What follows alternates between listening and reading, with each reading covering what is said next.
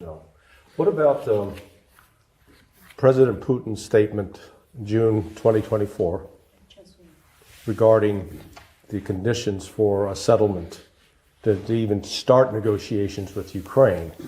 And my reading of it has been President Putin's position has been the same. Your position has been the same as the president's. It's been also by Vice Minister Rybkov has said it. And yet I think there are some in the West that perceive that you don't really mean what you say.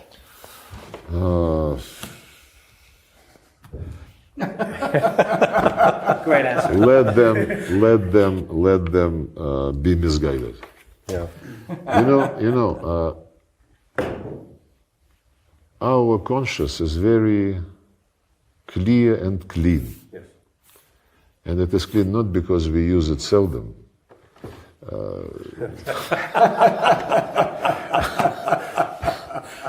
It's because we have been burning our fingers so many times that on this particular crisis we know what must be done, and that we would not,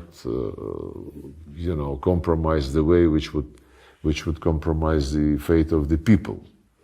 It's not about the territories, it's about the people who were deprived of their history by law, who were, when Zelensky was asked in September 21, before the operation, he was asked in an interview when the war was still going on in violation of the Minsk Agreements, he was asked by an interviewer what he thought about the people on the other side of the line of contact.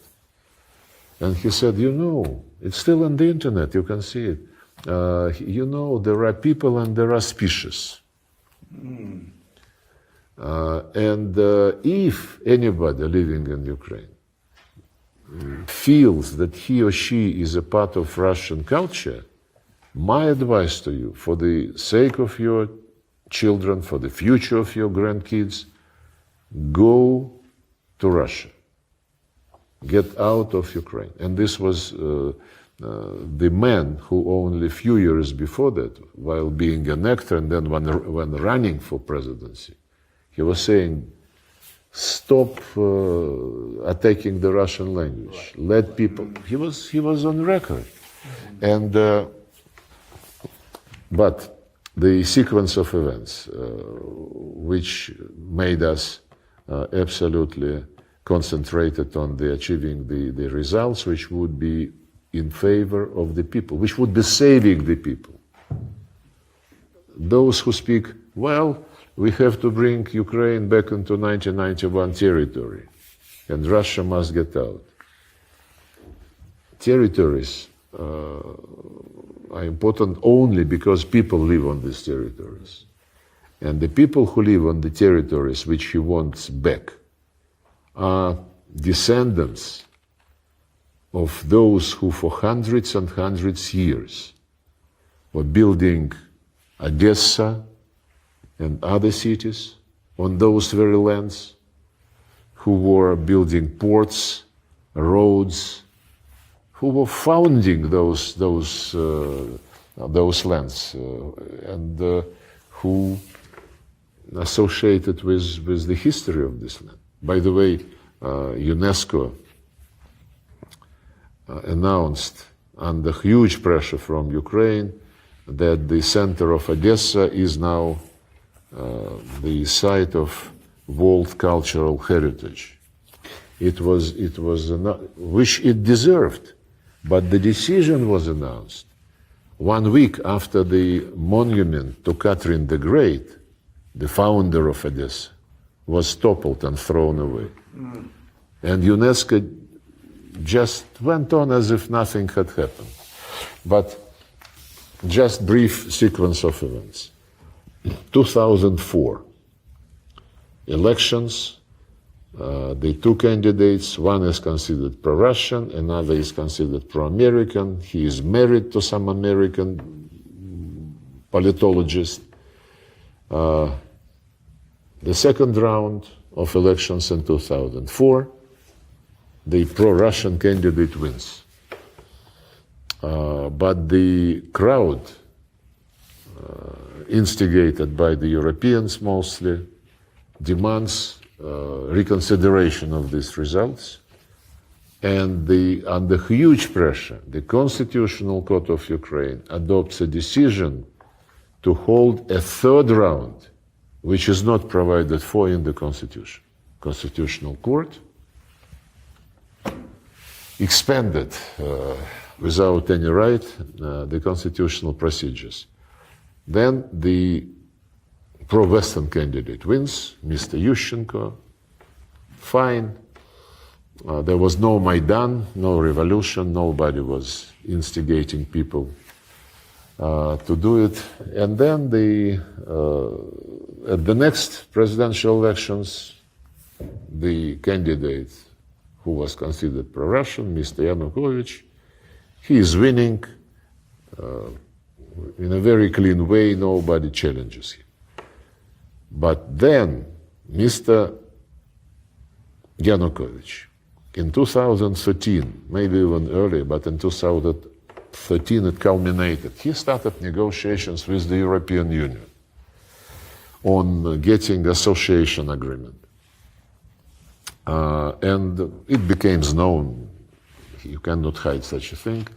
And our experts started explaining to Ukrainian colleagues that if you go to the association status with European Union, you get zero tariffs on many items. And you, Ukraine, have zero tariffs with us, because the Commonwealth of Independent States has a free trade area. Right. But we have quite a protection in our trade with European Union, which we negotiated when we were joining WTO. So it might be a situation whereby European goods from which we negotiated some protection would be fleeing into Ukraine, and there is no customs border between Ukraine and Russia. So we would have to close this border. Then he said, well, I have to, we even suggested to the European Commission, who was headed by José Manuel Barroso at that time. Putin proposed to him, let's seat the three of us, EU, Russia and Ukraine, and see how we can handle these discrepancies, so that nobody suffers. He said, none of your business, we don't discuss Russia-Canadian trade, You do what you want. And then Yanukovych asked for postponement of the signature of this association agreement. Just he said, I want to understand this better. How can we handle it? This was the trigger for that Maidan. Well prepared, hundreds of tents of the same make, the same color, the same everything. And this Maidan culminated in February 2014, when Germany, France, European Commission negotiated between the legitimate president and the opposition. And that's how it started. They reached a deal, which, as I said, was disrupted next morning when opposition said, we are now the power, the government. Had they delivered on the deal which they signed with the help of the Germans, the French, and the European Commission, Ukraine would be exactly, by now, where they wanted it to see, 1991 borders, including Crimea. They decided to be impatient, because had they waited 5 months for the elections, for the early elections, they would have won, because the electorate in Ukraine was very heavily massaged by USAID, yes, National Endowment for Democracy. and the figures which are popping up now and which Trump was reading out in Congress, well, Victoria Nuland actually said after this coup that we did so much for democracy to win on Ukraine, we spent $5 billion. She said this. Yes. For this particular revolution. So then there were Minsk Agreements. Had they delivered on the Minsk Agreements, they would still have been in 1991 borders minus Crimea. Because Crimea was never mentioned during the Minsk negotiations. Everybody understood that this was a very clean, fair vote of the people. There were hundreds of Western observers, not official, but from MPs. April 2022, Istanbul. Macron said that Putin tried to impose something on Zelensky. It's another lie by Macron. Yeah. Because the paper which was initialed by us and Ukrainians was prepared by Ukrainians. And we accepted this. It was very straightforward. No NATO, no military bases, no military maneuvers. Instead of NATO, guarantees are provided by Permanent Five, plus Germany, plus Turkey, and the list is open. Anybody who would like can join the list of guarantors. And these guarantees do not cover Crimea and the part of Donbass which was controlled by Russia at that time. And it was their thing. Yeah. And these principles were initialed, and there was an agreement to develop a treaty paper on this basis. Then Boris Johnson said, don't do it, continue to fight, just like the head of German intelligence now says that we cannot stop until 2029. Maybe they want to sit out Donald Trump. Yeah. Gentlemen. So had they been cooperative and had they delivered on their own initiative, they would still have 1991 borders minus Crimea minus some part of Donbass. They should have taken the deal.